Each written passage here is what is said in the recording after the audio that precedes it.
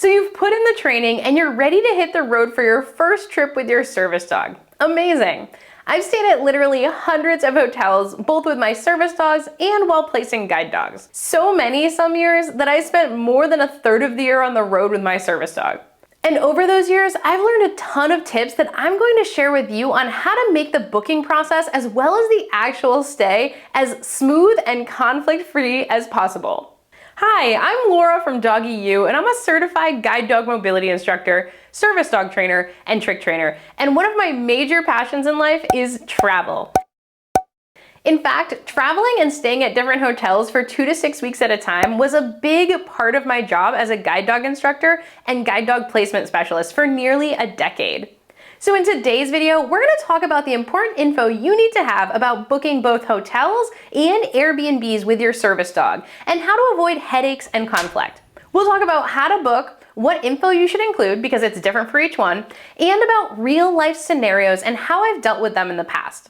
We'll also talk about important etiquette and courtesy to observe to ensure that the next person who tries to book that same hotel or Airbnb is welcomed by the host. So let's start with the basics. Both hotels and Airbnbs are required to accept service dogs, and neither are allowed to charge a pet fee for your service dog. However, if your dog destroys something or damages hotel property, like if they chew on the furniture, the hotel is allowed to charge the same fee for damages as it would to any other guest. And this is a good time to point out that staying at a hotel as a service dog takes a variety of different skills that your dog should possess prior to staying at a non-pet friendly location. They need to be able to walk politely through crowded spaces, be good with other dogs and children, navigate elevators and stairs, settle at your feet if you need to check in or talk to an employee, and be able to leave things alone that they might find on the floor, just to name a few. If you're looking for a more objective pathway that you can use to test your dog's skills and readiness for public access, I'll put a video up here and down below that you can check out after that'll show you the testing pathway that I use to independently verify my dog's skill set and readiness for public access work.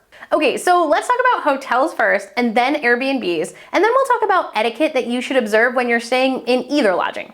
Booking recommendations for hotels. Having stayed in many hotels with service dogs, I recommend noting on hotel reservations that you're accompanied by a service dog. For example, Hilton hotels, you can simply check the box that you're accompanied by a service dog. This typically helps keep accidental pet fee charges off of your bill. Occasionally, you will accidentally be charged a pet fee after checkout, presumably when housekeeping notes hair in the room during cleanup. This is typically easily resolved by calling the front desk to have the charge removed. I've had this happen a dozen or so times and resolved it without conflict, so be prepared to double check your bill a day or two after your stay. During check-in, remember that you're not required to show any identification under the ADA to prove that your dog is a service dog, even though some hotels will ask for an ID.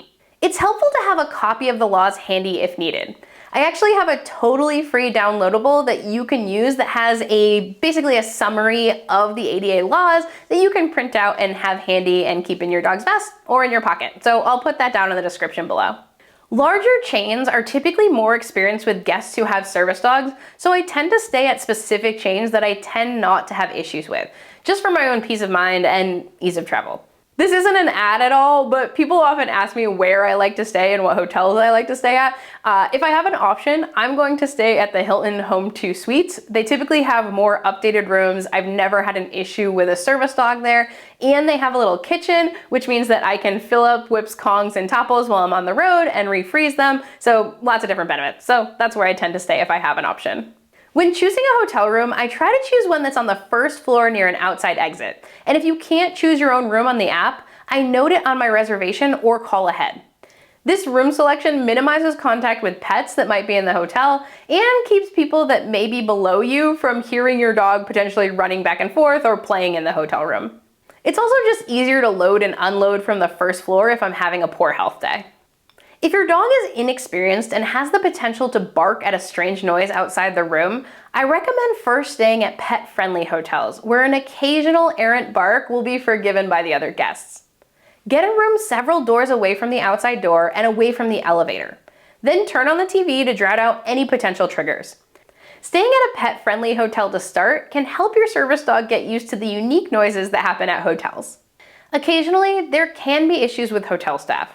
So for instance, I was at a hotel in Rhode Island getting breakfast after a comedy show the night before when a staff member started screaming that my perfectly behaved dog wasn't allowed near the buffet in front of like 30 other hotel guests. After trying to calmly resolve the issue directly with that staff member, I ended up having to go to the front desk to speak with a manager about the situation, which was both embarrassing and upsetting, even as an experienced handler and professional. The manager was incredibly apologetic of the situation and spoke to the staff member. I ended up getting the night for free as the employee's behavior was particularly egregious and honestly ridiculous. While there are always outliers regarding access issues, most access issues are resolved at the managerial level without further escalation. But you do always want to be prepared for access challenges, especially while traveling. If you want to learn more about how to handle conflict related to access issues, you can check out this video up here and I'll link it down below. And hey, before we move on to my best tips for booking an Airbnb, I would love it if you could head on down and boop that like button. Doing so helps others find the resources on this channel, which helps me make more videos for you. So go ahead and hit that thumbs up button for us and let me know that you're enjoying this video. Booking recommendations for Airbnbs. Unlike hotels, I recommend booking your Airbnb without mentioning your service dog until your host has confirmed your booking. This prevents the unfortunate cases of illegal discrimination that occur when a host is notified that you have a service dog before confirming the booking and then chooses not to confirm the booking because of the service dog. While this is against Airbnb policy, it will occasionally happen. And it only had to happen to me a time or two before I decided to change my booking strategy, and I haven't had an issue since. Once confirmed, I find it helpful to message the host, let them know that you'll be accompanied by an ADA compliant service dog, that the dog is exceptionally well behaved, that they are used to traveling with you, and that the dog will not be left in the house alone without being crated. Laying this out beforehand can be really helpful to assuage any misconceptions about service dog that the host might have. Best practices for your stay. When staying at an Airbnb, or a hotel as well, it's important to be courteous of the accommodations. Your courteousness helps decrease the stigma around service dogs and provides better access for others.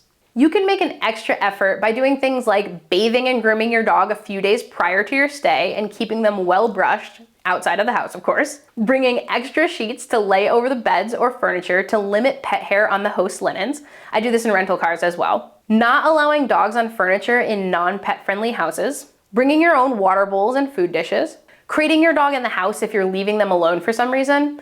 This really limits accidental damage that you might not expect based on your dog's home behavior, but can occasionally occur in new environments. And finally, if cleaning items are provided at the home, consider giving the house a quick vacuum or sweep before you leave to remove excess hair. While none of this is required, being a good guest makes homeowners more amicable to renting their house to other service dog handlers in the future. In general, just be a good and conscientious house guest. Now, I know a lot of you may be preparing for a trip that might also include air travel along with your hotel accommodations. If so, you need to watch this video next. It'll help you prepare your dog for stress-free plane travel, even if it's your dog's first flight. It'll go over everything from how to train your dog to be comfortable flying, to what to do the day before, the day of, and during the flight. It's all right here, so check it out now. You all have an awesome day and happy training.